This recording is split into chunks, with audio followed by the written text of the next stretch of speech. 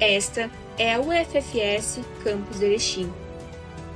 Ela está inserida na região do Alto Uruguai Gaúcho e, desde que se instalou em 2010, vem gerando oportunidades de acesso à educação superior pública e gratuita.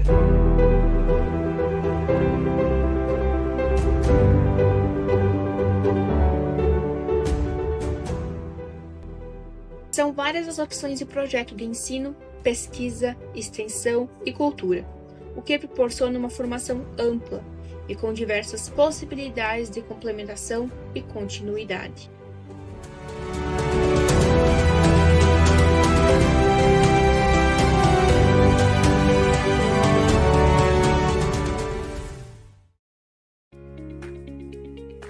Olá, bem-vindos ao Laboratório de Microbiologia e Bioprocessos da UFS Campus Erechim. E a coordenadora então do nosso trabalho é a professora Ellen Treichel. E aqui então os alunos, tanto da graduação quanto do mestrado e do doutorado, têm a possibilidade de desenvolver pesquisas tanto na área dos bioherbicidas, do bioetanol e de produção enzimática. Aqui também alunos de outras universidades podem vir complementar suas pesquisas científicas. E eu então sou bolsista, atualmente sou bolsista, faço parte do laboratório há 3 anos, trabalho com a parte dos bioherbicidas e ampliação de escala utilizando o bioreator de bancada Airlift. Então, olá, meu nome é Vitória, sou bolsista aqui no LAMIB e desenvolvo pesquisas a partir de biomassas com alto teor de açúcar disponíveis. Esse processo ele acontece após a hidrólise enzimática e a fermentação utilizando leveduras. Aqui no laboratório, diariamente acontecem planejamentos experimentais e otimização de bioprocessos. Então, eu sou a Juliana Erling, atualmente bolsista aqui no Laboratório de Microbiologias e Bioprocessos. Na parte de enzimatologia, a gente trabalha então com a purificação, com a quantificação, produção, imobilização e aplicação de enzimas. Atualmente a gente tem padronizado aqui no laboratório 11 enzimas: a amilase, celulase, lacase, lipase, tanase, queratinase, peroxidase, protease, catalase, ascorbato peroxidase e superóxido dismutase. Então essas enzimas elas têm um grande valor comercial e a gente trabalha com a aplicação delas para solucionar problemas ambientais. Um procedimento de rotina aqui no nosso laboratório é o repique de fungos e leveduras, já que são com eles que a gente desenvolve as fermentações e pesquisa aqui no nosso laboratório.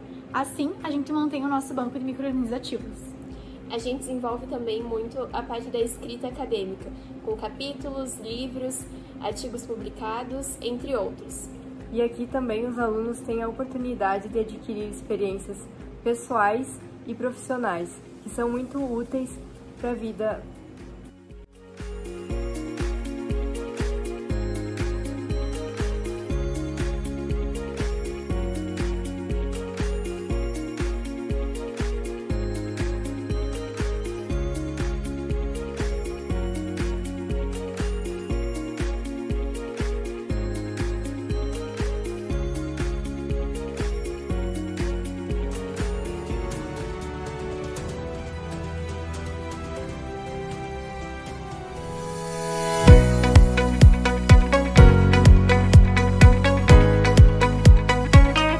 E aí pessoal, tudo bem? Sejam bem-vindos ao Lab Agroeco, o laboratório de agroecologia aqui da UFFS Campus Erechim, laboratório coordenado pelo professor Dr. Altemir Mossi.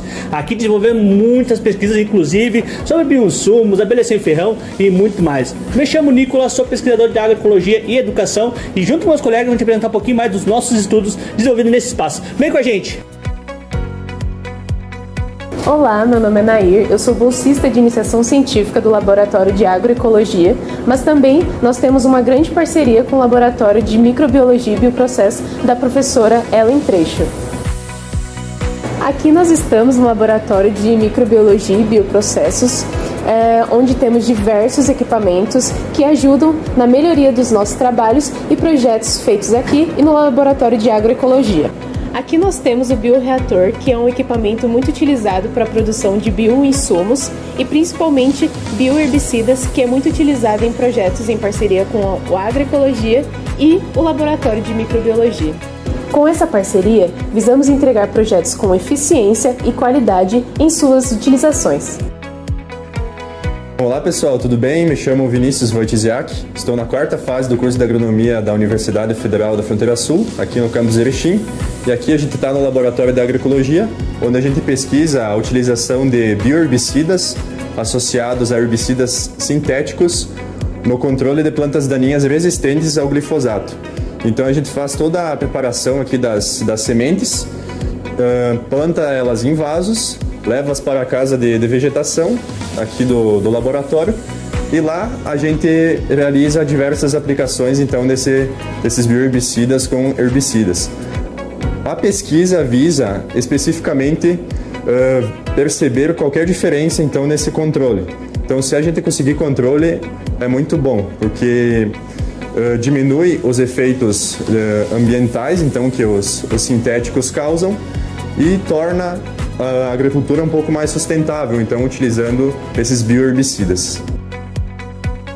Eu me chamo Francine Vogel, sou bolsista do PPG-CTA, do CNPq, trabalho com a parte de bioinsumos e sou doutoranda na parte especificamente da produção de bioherbicidas, onde a gente trabalha com todo o projeto envolto com a produção desse bioherbicida. E a minha responsabilidade aqui é aplicar esse produto a campo, tanto para verificar a viabilidade, como também o seu processo industrial, o seu processo de dosificação, o seu processo de tecnologia de aplicação, dentro das principais culturas que hoje a gente possui no agronegócio, com vistas em reduzir custos e ampliar a sustentabilidade dos sistemas agrícolas. Olá, meu nome é Adilson José Chade, sou agricultor. Estou desenvolvendo junto ao laboratório aqui da agroecologia minha dissertação, especialmente na produção de tomate orgânico aqui para o município de Erechim e região. Junto a isso, produção de mudas de tomate orgânico. Também temos aqui na universidade abelha sem ferão, meliponário, muito importante para a nossa comunidade e também para a região do Alto Uruguai. Agora você já conhece um pouco das nossas pesquisas. Seja cientista você também. Venha fazer parte do nosso time!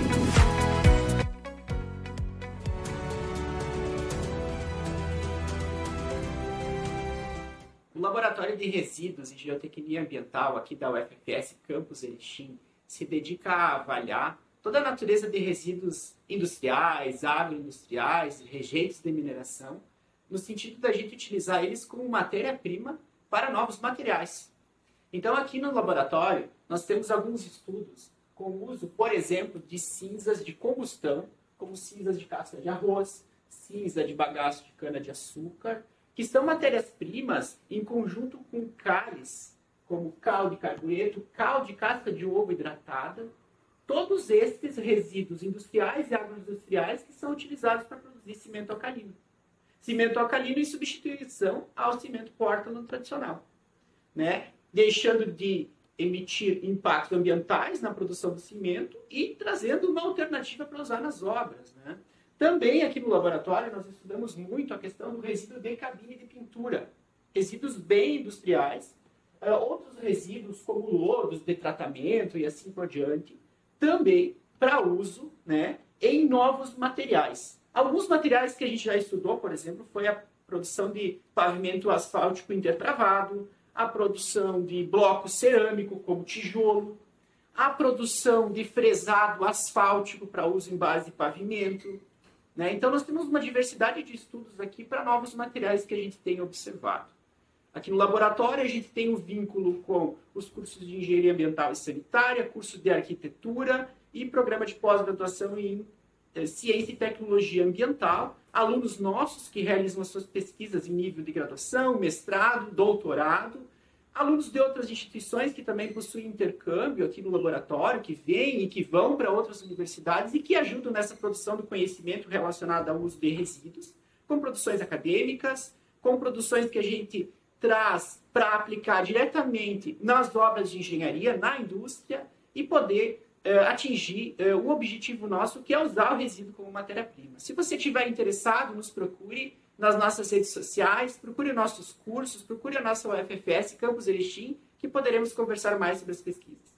Assim, entendemos que este é o papel da universidade pública, a nossa Universidade Federal da Fronteira Sul, Campus Erechim, para contribuir diretamente com a sociedade nas soluções de seus problemas, na busca de melhores soluções nos processos produtivos industriais, no processo de produção mais limpa e assim por diante. Nós, aqui no laboratório, por meio dos nossos pesquisadores, produzimos parcerias com outras entidades, com outras universidades, trabalhamos com a cooperação entre grupos de pesquisas, intercâmbio de pesquisadores e captamos recursos através de agências de fomento como o CNPq, como a FAPERGS, como a FINEP, entre outras, as quais permitem viabilizar as pesquisas, financiar nossas pesquisas, conceder bolsas aos nossos pesquisadores, como os nossos alunos de graduação, mestrado e doutorado, para realizar a pesquisa com qualidade, produção acadêmica que atinja impacto nacional e internacional. Eu sou a professora Marília Hartmann e este aqui é o Laboratório de Ecologia e Conservação no pavilhão 3 de laboratórios da universidade. Vem entrar aqui comigo.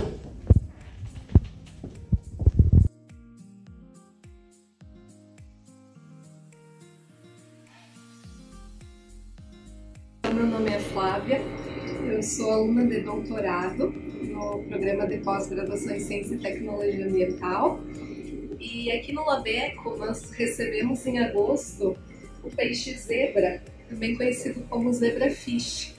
E esse organismo modelo ele é mundialmente utilizado nas pesquisas e atualmente nós estamos desenvolvendo alguns ensaios a partir da reprodução. Nós fazemos então a produção dos ovos, acompanhamos o desenvolvimento embrionário, como a mortalidade, a eclosão, os movimentos espontâneos, a frequência cardíaca e também fazemos alguns testes de comportamento, juntamente com algumas análises bioquímicas que nos permitem então verificar a interferência de alguns parâmetros ambientais de algumas substâncias, sejam agrotóxicos, sejam fármacos, no desenvolvimento desses organismos aquáticos na parte da área da ecotoxicologia.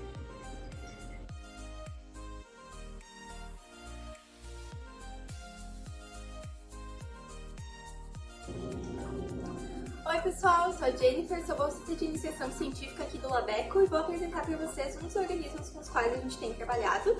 São os girinos. Esses são da espécie Physalemmus cuvieri e neles, entre outras coisas, nós vamos testar os efeitos de uma mistura de fungicidas no desenvolvimento desses animais. Aqui no Labeco, dispomos de uma sala dedicada a testes ecotoxicológicos e à criação de dânio rério, onde o fotoperíodo e a temperatura são controlados. Com esses organismos, já alcançamos sucesso produtivo e realizamos diversas análises, com estudos comportamentais. Há mais de 10 anos, o Labeco realiza ensaios ecotoxicológicos com anfíbios, especialmente no estágio de girino, com o gênero Physalemmus sendo amplamente utilizado.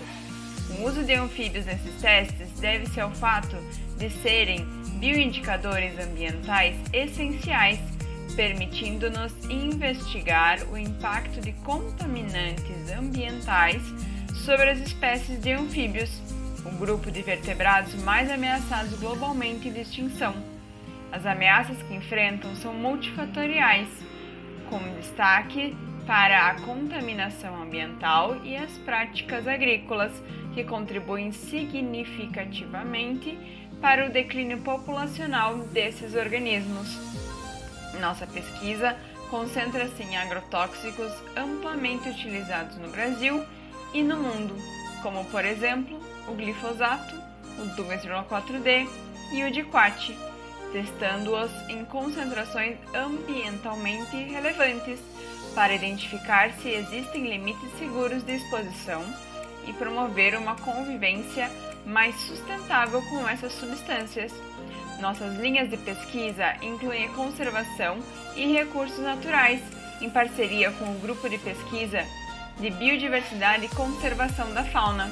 A professora doutora Marília coordena as atividades voltadas para a biodiversidade e ecotoxicologia. Olá, eu sou Paulo Hartmann, sou professor da Universidade Federal da Fronteira Sul e vinculado ao programa de pós-graduação em Ciência e Tecnologia Ambiental aqui do campus Erechim. Hoje eu vim aqui conversar e mostrar para vocês um pouco das pesquisas que nós realizamos no nosso laboratório de Ecologia e Conservação.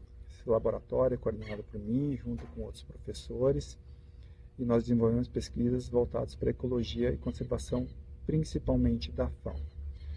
Na linha e tema de pesquisa que eu coordeno, nós estamos preocupados com os efeitos da fragmentação da paisagem na fauna. Quando eu falo fauna, a gente está falando de grupos como répteis, anfíbios, aves e mamíferos. Em resumo, a nossa principal pergunta é como esses grupos respondem a essas alterações, essas modificações antrópicas que ocorrem nas diferentes paisagens, aqui da região sul, mas não só, a gente tem trabalhos espalhados pelo Brasil inteiro. Dentre as linhas de pesquisa que nós desenvolvemos, então, nós temos uma linha voltada para entender como foi mudada, como foi alterada a paisagem historicamente, ao longo dos anos, se essa paisagem tem sido degradada e quais os agentes que estão promovendo esta degradação. Nesse sentido, então, a gente também estuda como, por exemplo, essa fragmentação que deixa remanescentes florestais e quais espécies ocorrem nesses remanescentes, considerando seu tamanho, considerando o seu grau de conservação de hábitat. Isso nos permite identificar se espécies mais ou menos exigentes em relação a hábitats estão ocorrendo e quais espécies estão deixando de ocorrer nesses fragmentos e, por consequência, na região. Dentre esses agentes transformadores da paisagem, um dos que mais nos provoca a estudar são as rodovias. As rodovias podem gerar problemas para a fauna, como atropelamento, mas não só atropelamento, pode isolar populações de fauna, impedindo que os indivíduos se encontrem para reprodução, pode gerar afugentamento, pelo barulho, pelo ruído que elas geram, e também elas podem gerar contaminação dos mananciais hídricos e do solo no seu entorno. Todos esses são fatores que nos provocam e que nós temos desenvolvido pesquisa ao longo desses últimos anos. Nós também desenvolvemos pesquisas em unidades de conservação, ou seja, em áreas protegidas, tentando entender as dinâmicas da fauna, como elas se relacionam com as áreas mais conservadas e o seu entorno, que normalmente são áreas com menor grau de conservação. Então, nesse sentido, a gente pergunta quais espécies estão lá ocorrendo com levantamentos de fauna, quais as características, quais os atributos ecológicos dessas espécies que ocorrem dentro da unidade de conservação e como elas se relacionam com esse entorno. Mais recentemente, nós abrimos uma linha de pesquisa voltada para entender como a legislação ambiental protege ou deixa de proteger a fauna. E nesse sentido, nós temos pesquisas, então, abordando como a legislação pode ser uma ferramenta de conservação. Também temos mais recentemente uma pesquisa voltada para crimes contra a fauna, tentando entender quais são os principais crimes que ocorrem, quais os grupos mais afetados e por que eles ocorrem e quais medidas podem ser tomadas para evitar que esses crimes contra a fauna continuem ocorrendo. Com todas essas pesquisas que nós realizamos aqui no laboratório, nós procuramos entender a ecologia das espécies e dos grupos de espécies da fauna, como elas se relacionam com a paisagem e propor e discutir ações voltadas para a conservação. Gostaria de convidar a todos que têm interesse, que venham nos visitar e possam colaborar conosco nesse desafio que é conservar e manter as paisagens e a fauna aqui na nossa região, no Brasil e no mundo. Obrigado. Olá pessoal, bem-vindos ao Laboratório de Ecologia e Conservação.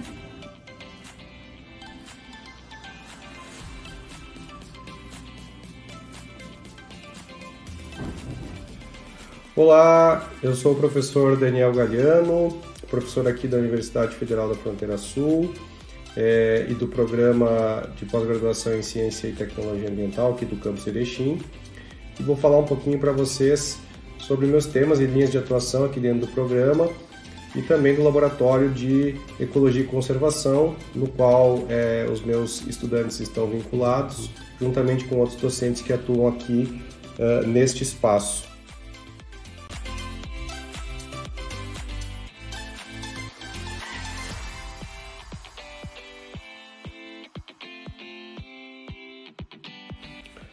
Dentro das linhas de atuação e temas de pesquisa que eu trabalho aqui no programa, eu atuo fortemente na linha de ecologia, meio ambiente e biologia da conservação da fauna, com ênfase na fauna de mamíferos e especialmente os pequenos mamíferos. Dentro desse grupo, eu me proponho a estudar diversos processos, né, a nível de espécies e de paisagem, dentro deles, né, a fragmentação de hábitats e também os efeitos, né, de contaminantes ambientais sobre esta fauna. Tá? Dentro desse contexto, então, eu trabalho bastante associado ao grupo de pesquisa em Biologia da Conservação, aqui do campus e da instituição, do qual eu sou coordenador. O Labeco conta com uma estrutura bastante interessante para quem gosta ou quer trabalhar com experimentação de campo, né, onde a gente tem todo um material, né, para montagem e manutenção, né, de experimentos realizados in situ, né, e não no laboratório também.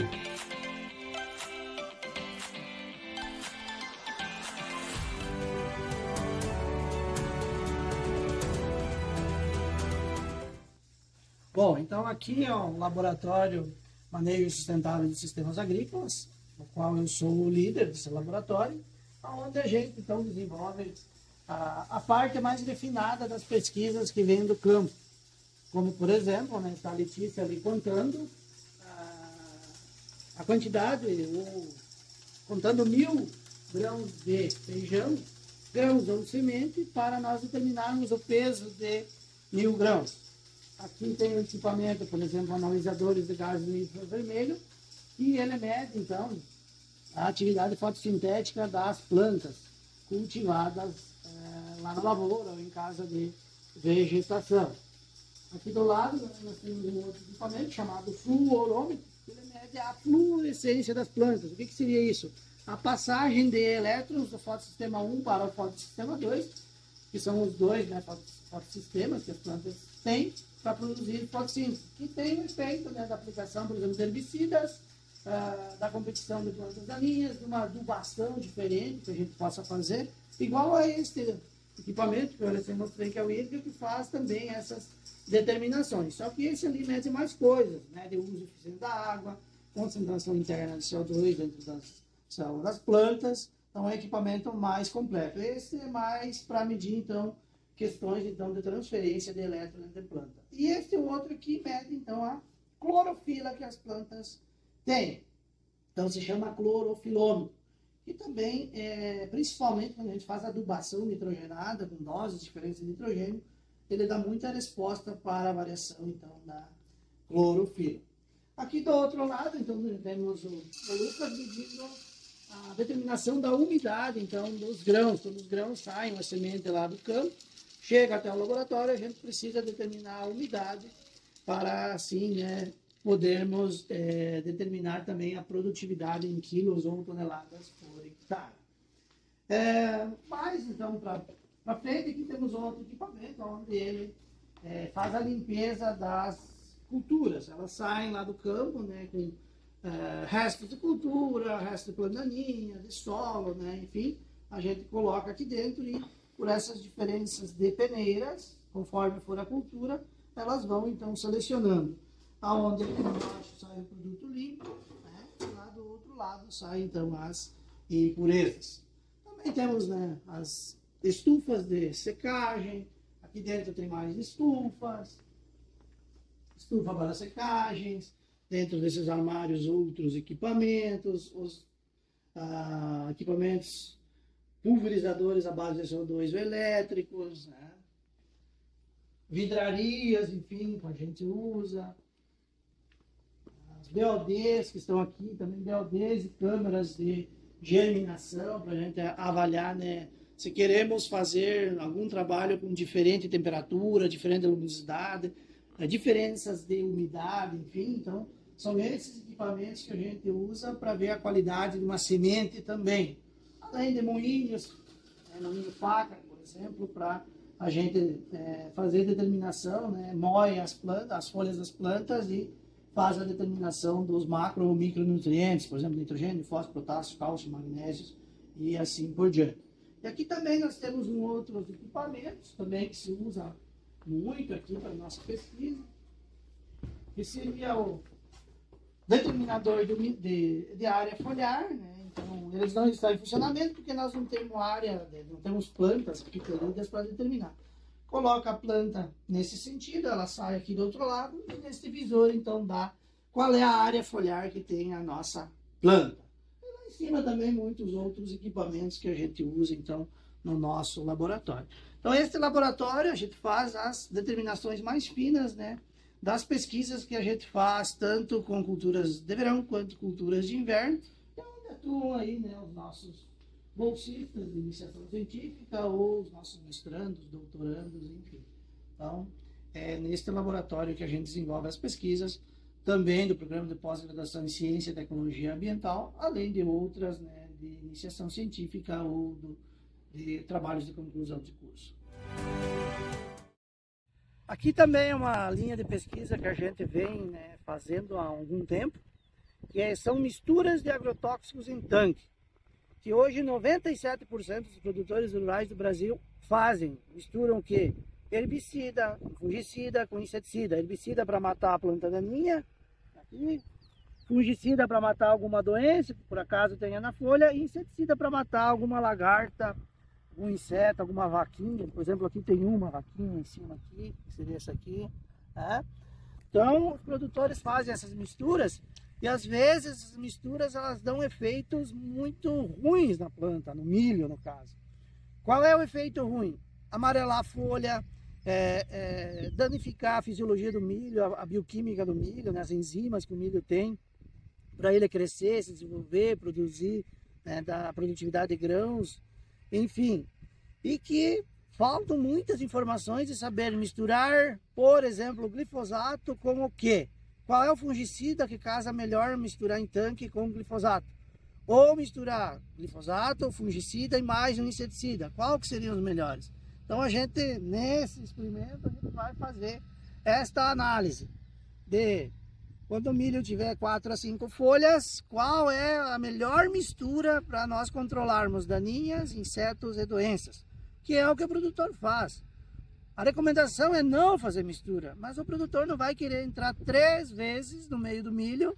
A primeira vai aplicar fungicida, a herbicida, a segunda fungicida e a terceira inseticida. Não, ele quer entrar uma vez só para poder ter menos gasto com diesel, combustível, que o trator vai gastar, em cima vai consumir, menor tempo, maior eficiência sempre que o produtor busca. Além do que ele tem outras coisas para fazer, às vezes tem gado de leite, gado de corte, suínos, aves, enfim, e que ele não pode perder muito tempo entrando na lavoura de milho. Então, é uma linha de pesquisa que a gente já vem desde 2014, não só com milho, mas com soja, com trigo, com feijão. A própria dissertação do Juan, que está aí nos gravando, é também nessa linha de nós sabermos quais são as melhores misturas de fungicida, herbicida e inseticida também para a cultura do feijão, que é o que os produtores fazem. Soja também, os produtores de soja fazem muito essas misturas. O ano passado nós tínhamos um trabalho nessa linha de pesquisa, que era a bolsa de iniciação científica de um dos nossos alunos. Então a gente também vem trabalhando nisso para recomendar ao produtor o que seria melhor no caso de misturas para as culturas tanto do inverno quanto produzidas no verão.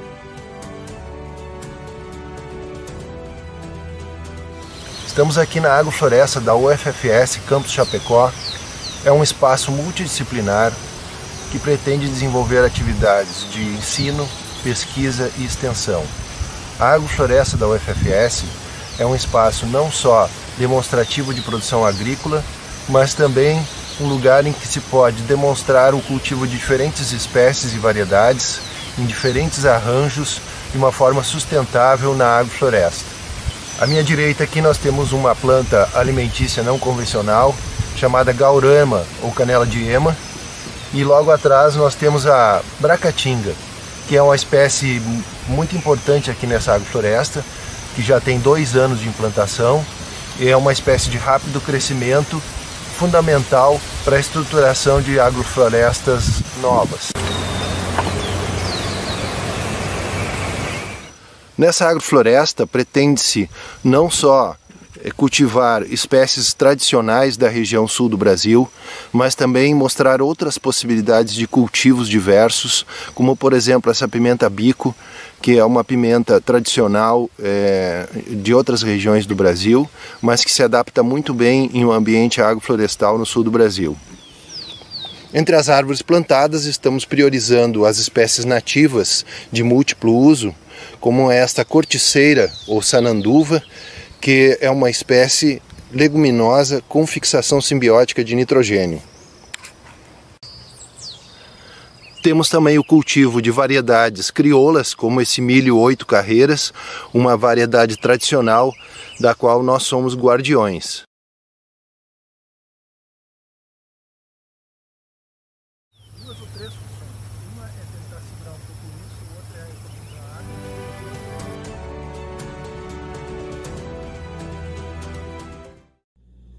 Esse aqui é o laboratório de fruticultura e pós-colheita da UFFS, Campus Chapecó, onde a gente faz as análises então dos frutos que vêm do pomar aqui da nossa universidade. Dentre eles, então, nós temos aqui os equipamentos que a gente faz as análises de pesagem dos frutos, onde a gente faz a estimativa de produtividade, também faz as análises de sólidos solúveis, firmeza de polpa. Temos também os equipamentos onde se faz as análises de homogeneização para fazer análise de pós-colheita nutracêuticas. Aqui nós temos então um folharímetro, onde nós fizemos as análises de área foliar da folha. Isso tem importância porque a gente consegue verificar no campo das diferentes espécies e diferentes tratamentos o desenvolvimento da planta e também da folha. Feito isto, então, nesse folharímetro, a gente faz a pesagem da folha, que aí a gente faz a massa fresca e depois coloca ela na estufa de circulação, onde a gente faz a secagem dessas folhas e depois a pesagem delas para se fazer a massa fresca e massa seca. Nesta estufa de circulação também nós fizemos a pesagem dos frutos e secagem. Então ele vem do campo, a gente faz toda a pesagem, todas as análises, depois põe para secar e para verificarmos a quantidade de água que tinham nesses frutos. Bom, então aqui ainda seguindo no laboratório de pós-colheita e fruticultura, nós temos aqui toda a vidraria, os reagentes, onde a gente faz juntamente com os alunos de iniciação científica, mestrando, doutorando, alunos de outras instituições que também realizam experimentos aqui na nossa universidade, em parceria conosco, também então onde a gente faz todas as análises de quantificação de produtos nutracêuticos, então que tem esses frutos, fazendo congelamento, posteriormente então a isso se faz as análises.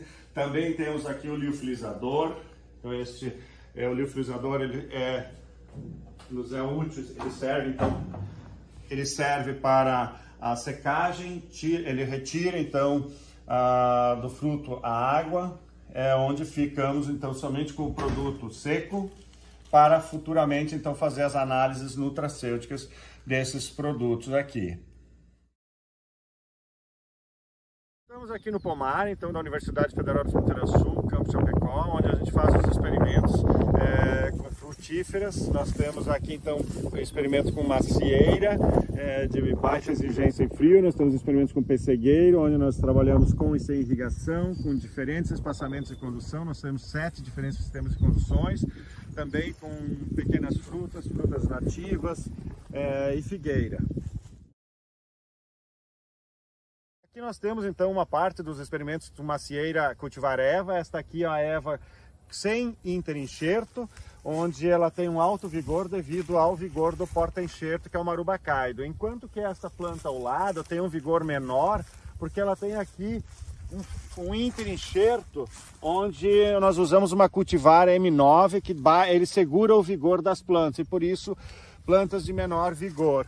além do sistema de condução, então, que a gente trabalha com arqueamento aqui para a superação da dormência.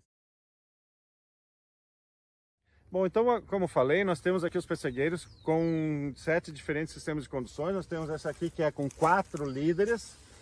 Nós temos 4 condução com 4 líderes, enquanto que aqui nós temos uma planta com um único líder de plantas. Nós temos também condução em vaso. Aqui então é um sistema novo ainda que a gente está testando aqui, inclusive é um trabalho de mestrando do PPG-CTA, aqui da UFFS, Campus Erechim, onde o mestrando está testando os diferentes sistemas e dentre eles esse sistema que é múltiplos líderes. Então a gente conduz a planta em um sistema tipo Guyot, onde deixamos várias hastes para a produção de frutos aqui de pesca. E nós temos então experimentos com figueira, onde já foi tema de dissertações defendidas junto ao PPG-CTA da UFFS, onde se trabalha com diferentes formas de conduzir a planta, com número diferentes de hastes, diferentes cultivares, para as condições então aqui de Chapecó e também do norte do Rio Grande do Sul, onde abrange toda a região de Erechim.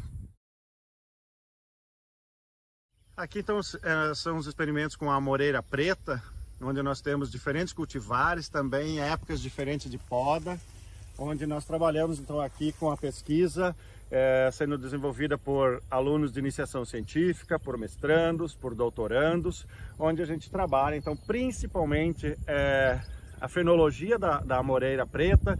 Também trabalhamos com a parte de pós-colheita, a parte nutracêutica, fenóis, vitamina C e outros componentes que nós temos aqui na amoreira preta, que se encontra aqui nas condições de Chapecó e norte do Rio Grande do Sul.